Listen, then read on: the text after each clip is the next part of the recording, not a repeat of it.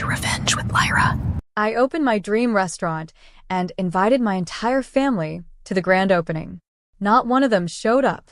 They all went to Ezra's promotion party instead, a backyard barbecue with plastic chairs and lukewarm beer, while I stood in a candlelit dining room, waiting. And as I closed up alone, wiping down untouched tables and folding napkins no one used, Dad finally texted, "We need to discuss the restaurant. My name is Juliet Martin, I'm 34.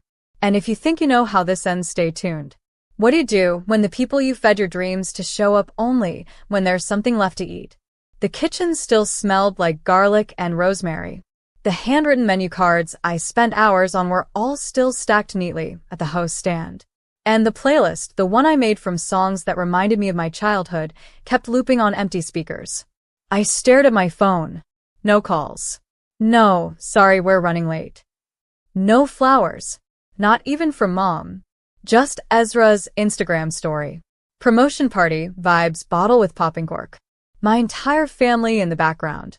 Laughing. Dancing. Holding a cake that said, "To bigger things." I'd built something from scratch. They didn't just miss it, they ignored it. So when Dad texted, I didn't ask what he wanted to discuss. I knew. He was worried about the money he assumed he'd get. The family tab. The unspoken discount he thought he'd earned just by sharing my last name. I stared at the screen for a moment, then typed one sentence that would rewrite the rules forever. Effective immediately. The restaurant is closed to all family, no reservations, no discounts, no exceptions. And 20 minutes later, my phone lit up. 19 missed calls. And one knock at the back kitchen door. It was Ezra at the door. Of course it was. He stood there in his tailored blazer, smelling like too much cologne and not enough guilt. In his hand, a box of leftover cake. "Figured you'd want a slice," he said, trying to smile like nothing had happened. I didn't answer. Didn't move. "Look, Jules. We didn't think the opening was that big of a deal. Dad said it was just soft launch vibes." I stepped outside, shutting the door behind me. "You went to his party, Ezra. Not mine." I sent hand-delivered invites. I texted Mom 3 times. "I made your favorite lemon tart, and it sat untouched for 5 hours." He looked down at the cake. "People got busy." "No," I said, soft but sharp. "People got lazy. They thought I'd always be the backup plan." I walked past him and threw the trash bag I'd been carrying into the dumpster. "Jules, come on. It's not that deep." But it was. It had always been deep. From the way Dad introduced me as the artsy one, to how Mom constantly compared my restaurant dream to Ezra's marketing job. They wanted me to stay small, so they wouldn't have to explain me. Ezra followed me back to the door. "I think Dad wants to invest now. He sees potential. He asked me to talk to you." There it was. The real reason. Not guilt. Not support. Just business. "Tell Dad the restaurant's fully funded," I said calmly. "And the investor bought exclusive rights to my loyalty." Ezra blinked. "What does that mean?" I smiled. "It means you're late. And I don't do leftovers." I walked back inside and locked the door behind me. On the other side, I could hear him breathing. And then walking away. The next day, I changed the locks. Not just at the restaurant, but at my apartment too. I'd spent years letting my family treat my space like a revolving door. "Jules, we need a place to crash. Can we store this here for a few weeks? Can I borrow your car just till Monday?" And every time, I'd said yes. Because saying no made me feel selfish. Because somewhere, deep down, I thought that being useful was the same as being loved. But love doesn't flake on your life's biggest moment. Love doesn't shrug off your invitations. Love shows up. So I made it official. A sign on the restaurant door read, "Dear customers, due to overwhelming support, we're transitioning to reservations only. No walk-ins accepted, even if we share DNA." By noon, it was on local foodie blogs. By evening, it went viral. The photo of me in my white apron, arms crossed, standing in front of that handwritten sign, it hit a nerve. Comments flooded in. "This woman is my hero. Boundaries taste better than betrayal. Tell Ezra to eat a slice of humble pie." Meanwhile, my phone buzzed nonstop. Mom called 5 times, left 1 voicemail. Juliet, this is childish. We're family. We made a mistake, but this public tantrum is making things worse. I didn't respond. Instead, I opened the front door to a couple holding hands, tourists from Georgia. We saw you online, the woman smiled. We canceled our other reservation just to eat here. As I led them to their table, I caught my reflection in the front window. I didn't look bitter. I didn't look angry. I looked free. And behind me, the restaurant buzzed with laughter, clinking forks, and second chances I chose, not ones I was forced to give. 2 days later, Dad showed up. Not at the restaurant. He wouldn't risk the cameras or another headline. He came to my apartment. Juliet, open the door, he said. Let's be adults about this. I watched him from the peephole. Suit jacket slightly wrinkled. Eyes tired. He looked like a man losing control of a story he'd written. I'll be brief, he added. Your mother's upset. Ezra's confused. We all are. I opened the door, but didn't step aside. You want to talk? Talk right here. He sighed. This is ridiculous. We're not enemies. No. You're just people who forgot I exist unless I'm footing the bill or cooking the meal. He flinched. I was going to help you, he said quietly. I was looking into some financing. You mean you wanted equity, I replied. Control. Dad's face hardened. Don't be paranoid. I pulled out the manila envelope that had been waiting on the console behind me. Here's the deed. The restaurant is solely in my name. The LLC, the patents, the recipes, all mine. He blinked. You got a lawyer? I got a team, I said. Funny what happens when you stop waiting for permission to shine. Dad looked down, then muttered. We just wanted you to succeed. No. You wanted me dependent. Manageable. He didn't respond. Before he left, he turned and said, This'll come back to bite you, Jules. You're burning bridges. I nodded, calm. Then I guess I'll learn to swim. I shut the door. And for the first time in my life, I didn't feel like I needed their name to succeed. Because mine, Juliet Martin, was finally worth something. By that night, I had 12 new reservation requests. And 1 message from Ezra. They're planning something. Be careful. I didn't flinch. Let them plan. So was I. The first sign was a bad Yelp review. Then 2. Then 6. All within an hour.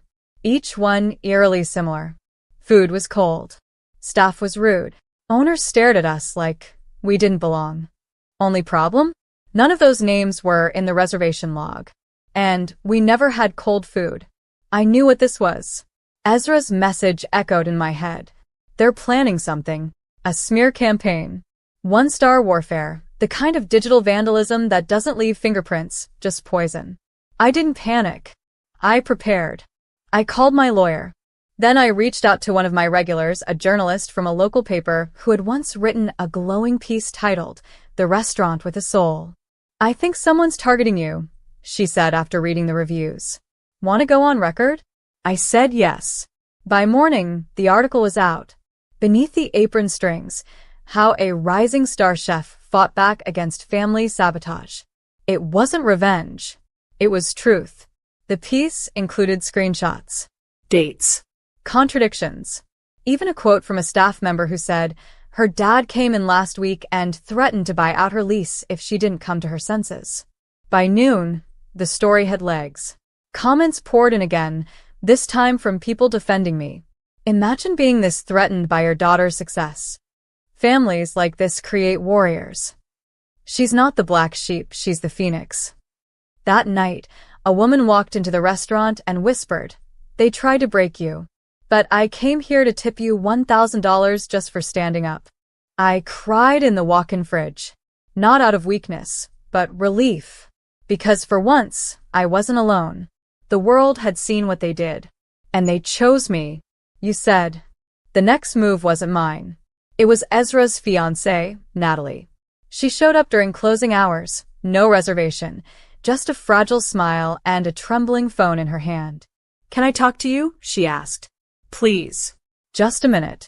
I almost said no, but something in her eyes, guilt, maybe, held me still. She sat across from me in the last booth by the window, her hands wrapped tight around a coffee cup I hadn't poured yet. I didn't know, she whispered. I didn't know how far they were going.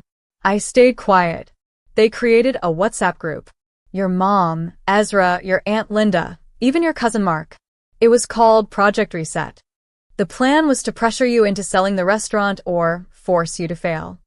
I didn't flinch. I already knew. Natalie continued, her voice cracking. Ezra said they were just trying to bring you back to reality. But after the article went viral, they turned on each other.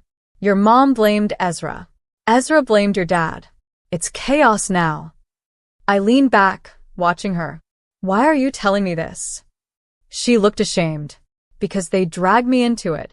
And because I don't want to marry someone who treats his sister like that. She slid her phone across the table. Screenshots. Messages. Voice notes. Proof. I stared at them. Names. Dates. Plans. Natalie cleared her throat.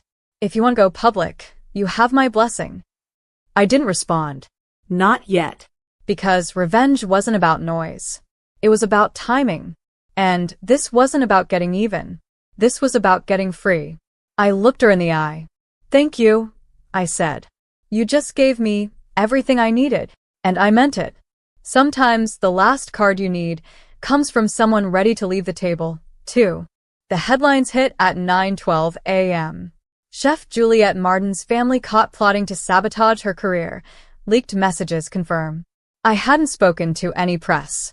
I didn't need to. Natalie leaked the messages herself, posted them with a simple caption. I won't be marrying into this family. It exploded. Screenshots from the Project Reset group chat painted the full picture. She's too full of herself. Pull the plug on her supplier discount. Make her beg to come back. The public backlash was instant. Supporters of the restaurant flooded social media with hashtag #StandWithJuliette. People who had been silent before, old friends, high school classmates, even past coworkers, all spoke up. She was always the one carrying everyone. They used her until she had nothing left. This is why she shines, she fought alone. By noon, my reservation list was booked out for 6 weeks. At 2 p.m., my landlord called. Juliette, I'm extending your lease 5 years. Rent locked. You're the pride of this street. At 3:17 p.m., Ezra texted. I didn't know Mom saved that stuff. I'm sorry. I didn't respond. I was prepping dinner service. Folding napkins. Tasting sauce. Fixing a crooked picture on the wall. At 5 p.m., a woman walked in wearing a navy blazer and red lipstick. I'm from the Food Chronicle, she said. We're doing a feature. 10 chefs who survived the fire. You're our cover. I blinked. Cover? She smiled. You're not just a chef. You're a revolution. That night, after the last dish was plated and the lights dimmed, I stood in the empty dining room, barefoot, wine glass in hand. The air wasn't heavy anymore. It was clean. And tomorrow, I'd start planning something even bigger. Because the best revenge wasn't survival. It was success, seasoned with silence. The invitation arrived exactly 1 year later. Gold foil, scripted lettering, sealed with a crest I knew too well. You are cordially invited to Ezra and Marlene's engagement brunch. I laughed. The same family who once locked me out of celebrations was now asking me to join their curated photo op, likely hoping I'd post something positive to help their image. I placed the invite in the blender. Then I opened my laptop and finalized a deal I'd been negotiating for months. Juliette's Table, my second location. This one was in a historic brick building downtown. Exposed beams. Rooftop garden. A kitchen twice the size of the first. I'd hired my staff from overlooked places, culinary grads with no connections, single moms rebuilding, quiet dreamers who never got a chance. We built something sacred. Not just a restaurant, but a space where dignity was on the menu. As I stepped outside for the ribbon cutting, a crowd had gathered. The same journalist who'd written the first article was there, mic in hand. What would you say to your family now? She asked. I smiled, slow and soft. Nothing. They'd asked for explanations, apologies, second chances. I gave them silence. Because they never needed answers, they needed accountability. And I had nothing left to prove. Later that evening, I stood inside the new kitchen, apron dusted with flour, hands in dough. My staff buzzed behind me, laughter, chopping, the low hum of hope. Then came the moment that marked everything. A woman walked in, alone, nervous. "I saw your story," she said. "My daughter wants to be a chef. She's afraid she won't be good enough." I handed her a menu. "Tell her this." They said the same